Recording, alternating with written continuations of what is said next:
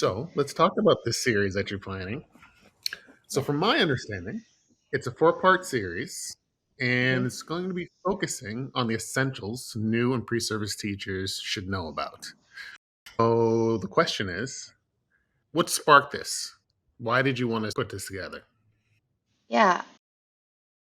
When I think back on like my first few years of teaching, I think about all of the things that I don't think I underestimated how much work they would be, or I didn't estimate like the emotional investment, like in certain areas of teaching, like talking to parents is the first workshop in the series, and I think I either assumed it would be way easier or way harder, and like never quite rated correctly for some things.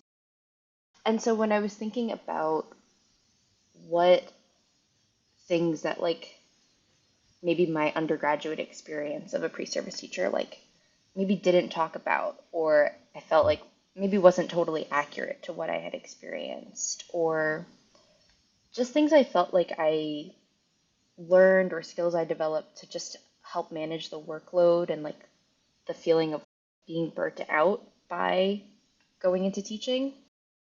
I was thinking like these are things that we should have conversations about for pre-service and for new teachers to give them more specific mentorship in those areas.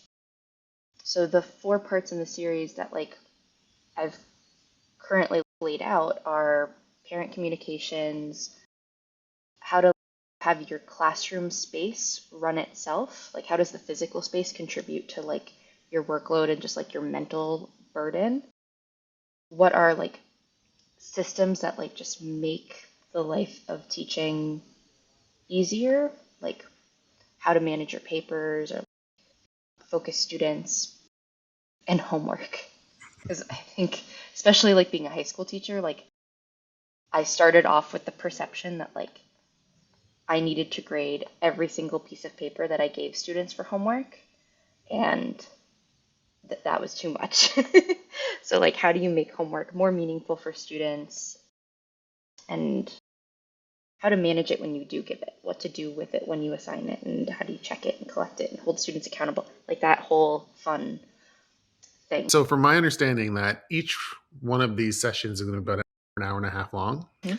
In that hour and a half, why don't you take me through what each workshop will entail, right? So what's the focus? What are you going to focus on for that short period of time that you're going to have with the participants?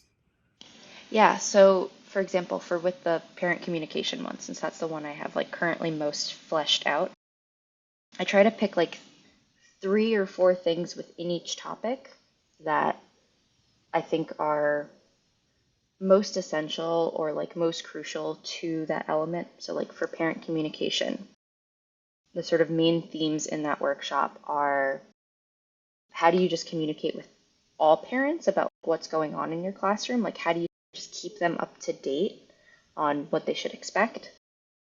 Having parent teacher conferences, individual communication with parents, like when you have a concern about their child or you want to share good news, how do you like structure those more one-on-one conversations through email or on the phone or whatever, as well as like setting boundaries around your time and also to some degree helping you deal with like more difficult parents or parents that maybe want to be more involved than you feel capable of taking on with your whole workload.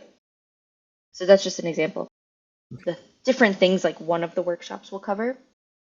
And within each of those, it'll be a variety of like I or like my co leader sharing stories from our own experiences and things that we've personally learned or tried and how it's gone for us.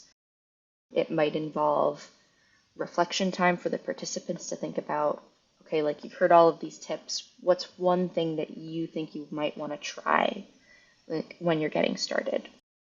So that it doesn't feel overwhelming to them. It's not like you have to commit to everything you're learning at, or it might be more of like a back and forth like activity in a breakout room or on a Jamboard. What are good practices around this? So a mix of anecdotes, a mix of actual activities with other pre-service and new teachers so that It also builds out a support network among themselves that they can turn to and say, oh, you were going to try this. How did it work? As well as more just individual reflection time on what they want to try.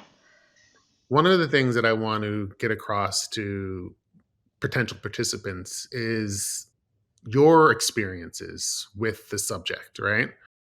So, your first year in relationship to dealing with parents, what was the thing that really wowed you slash, okay, I can't believe I have to do this slash, that was hard? Two stories that come to mind. One is definitely from my first year. I think the other is, I think, from my second. So, yeah, two very different stories, but where I was like, oh boy, I was not prepared for this. So, this was very early in my first year of teaching. So, like, I was a new teacher to this school, like, and I had taught I was teaching at my former high school at the time. So, like, I knew the other adults, but, like, the kids had no sense of who I was in relation to the community. And I was teaching only juniors at the time, teaching them physics. So, like, I tend to get a pretty well behaved bunch in that. So, big preface, like, when it comes to issues that I've personally had with parents, tend to deal with like students that are a little bit more self-aware and take responsibility, and their parents are aware of that. But this was maybe like my second month into teaching, and I was helping a student out in like the back of the room, and another student had asked me for something, and I was like, oh, it's on my desk, go get it. And students later told me that while I was helping that student and the other student was going up to my desk, that they went to my iPhone, and you know how you can get to the camera like just from the lock screen, that he had opened my camera and was taking pictures of himself on my phone, which was just like under other papers. And I was just like working to help a couple students in the back of the room, and like was not even thinking about splitting my attention over something like that. And it was very hard to talk to that student's parents about like why that was crossing a boundary, that just how wild it was that happened, and why it made me feel uncomfortable, and like why there were consequences for the student.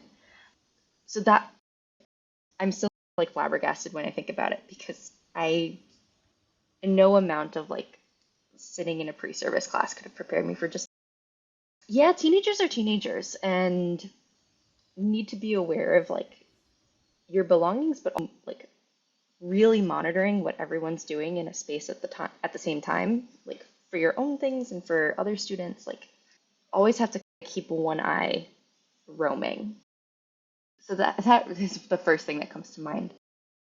The other story of something that I dealt with that was really difficult was I had given a some sort of take-home homework assignment. I don't remember if it was homework or if it was a test, but a student handed it back to me.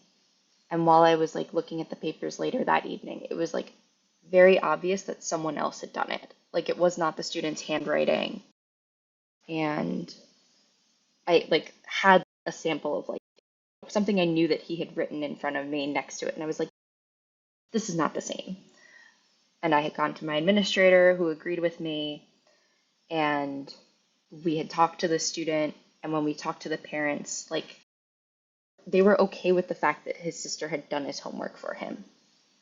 And I think I would say that those are the two most like hard conversations I've had, because there's been a moment in them where I've just been like stunned silent and like unprepared for what to say in the face of what the parents were saying to me.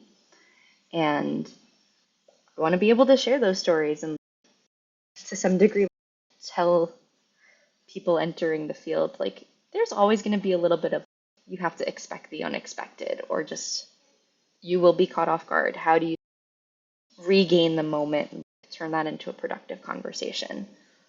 Because it's really hard when you're a first year teacher and you're overwhelmed, and you might not feel like you have the confidence and like the place to speak up because you're new to the field. Yeah.